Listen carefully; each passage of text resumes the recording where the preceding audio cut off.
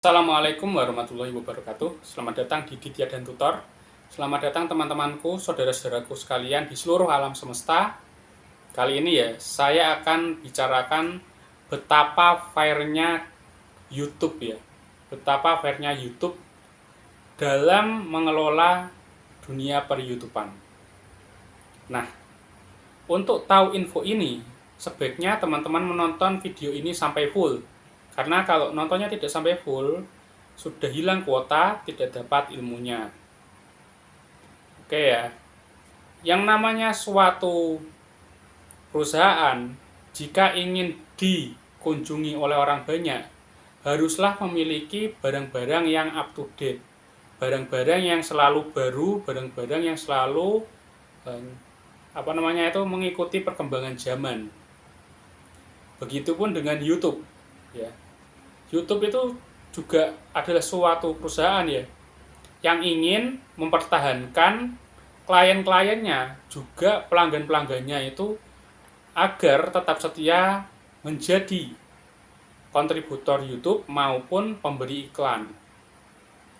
Nah, inilah yang menyebabkan algoritma YouTube itu selalu berubah-ubah setiap tahunnya. Kenapa? Karena yang diinginkan orang itu setiap tahun, setiap waktu itu akan mengalami perubahan. Itulah kenapa algoritma YouTube itu selalu berubah, menyesuaikan kondisi manusia-manusia yang ada di seluruh dunia. Nah, tentunya ya dalam melakukan ini YouTube itu melakukan riset. Dan risetnya itu bukan riset sembarangan, karena yang melakukan adalah machine learning atau mesin yang belajar. Jadi YouTube itu adalah suatu mesin yang belajar ya. Dia bisa mempelajari keinginan orang-orang itu seperti apa. Nah, dari hasil riset dari YouTube ini, dia akan membuat algoritma baru.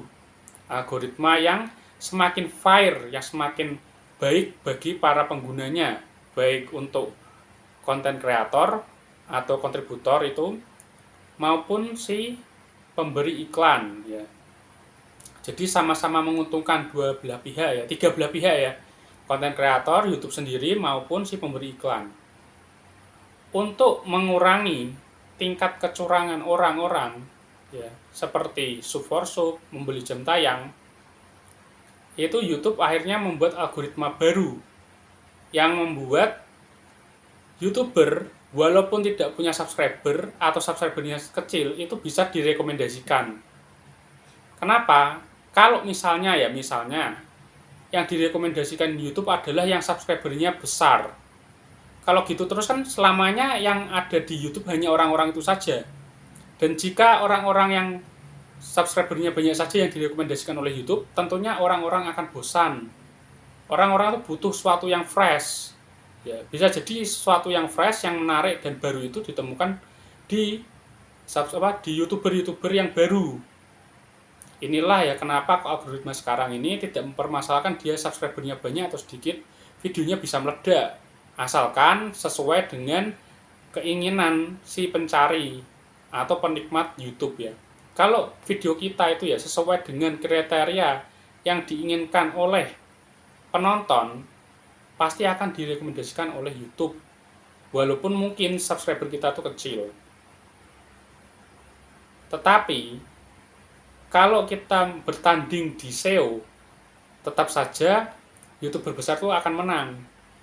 Oleh karena itu ya kita juga tidak melupakan SEO ya.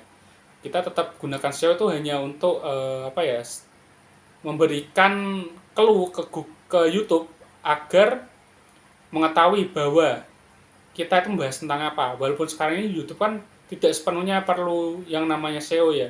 Karena YouTube kan semakin pintar, bisa mempelajari segala hal, bisa mengubah suara menjadi tulisan.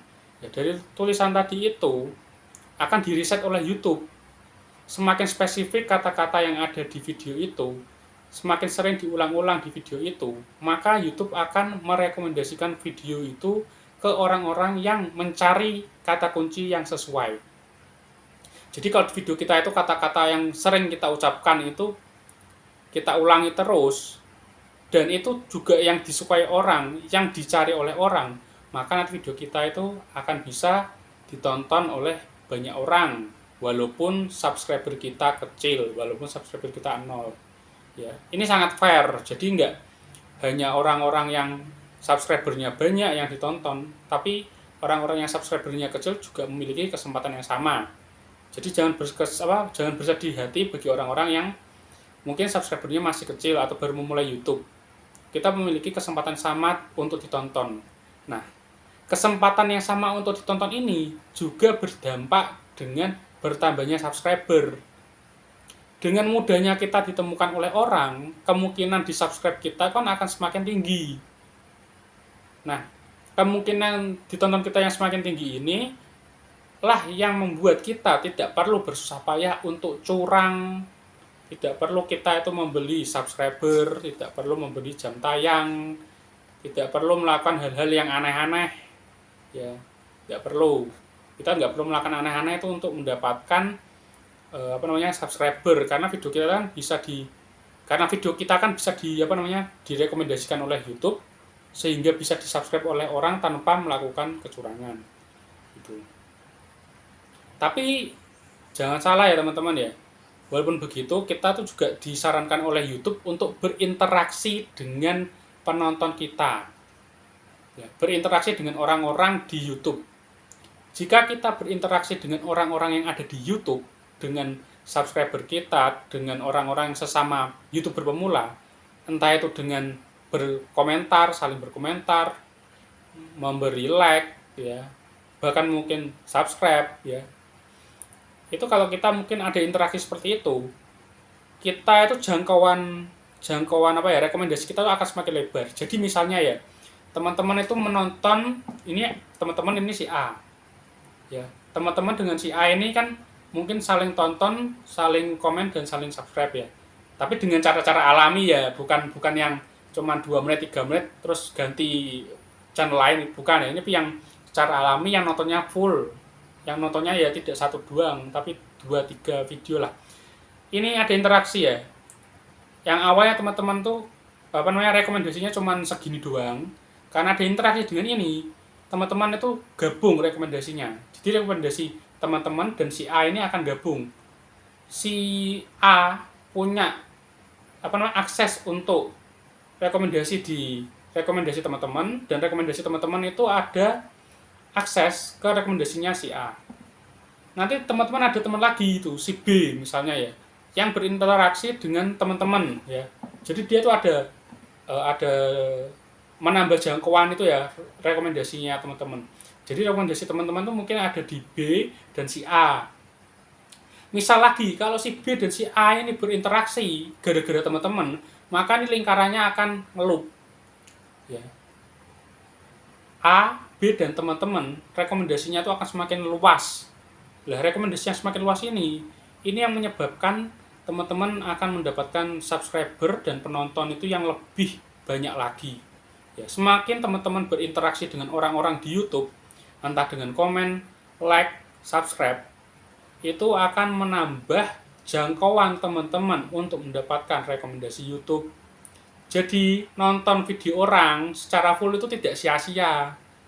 Ya, nonton video orang itu nggak sia-sia, nge-like video orang itu nggak sia-sia, komentar di video orang tidak sia-sia, karena dengan teman-teman melakukan itu, menonton, like, komentar, teman-teman diuntungkan juga karena teman-teman terbuka itu akses untuk mendapatkan rekomendasi YouTube dari channelnya itu.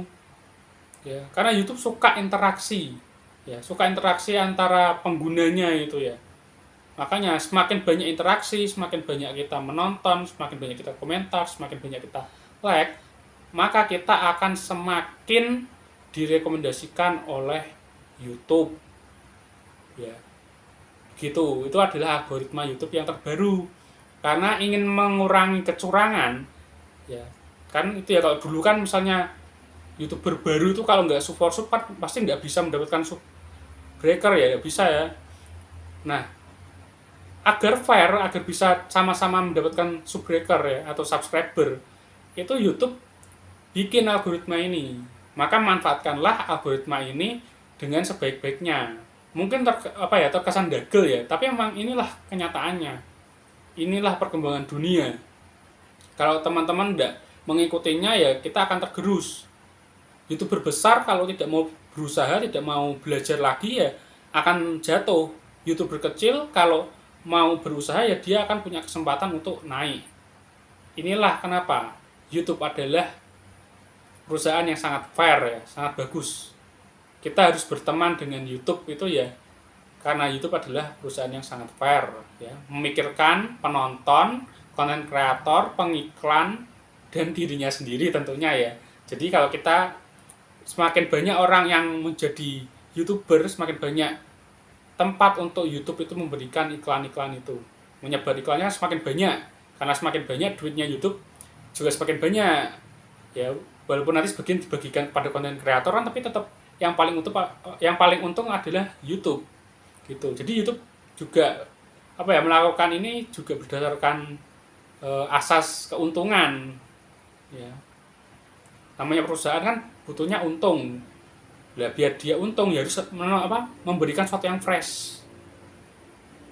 Gitu teman-teman. Oke, sekian dari saya. Itu saja pada kali ini. Wassalamualaikum warahmatullahi wabarakatuh. Semoga kita tetap bisa mengikuti updatean YouTube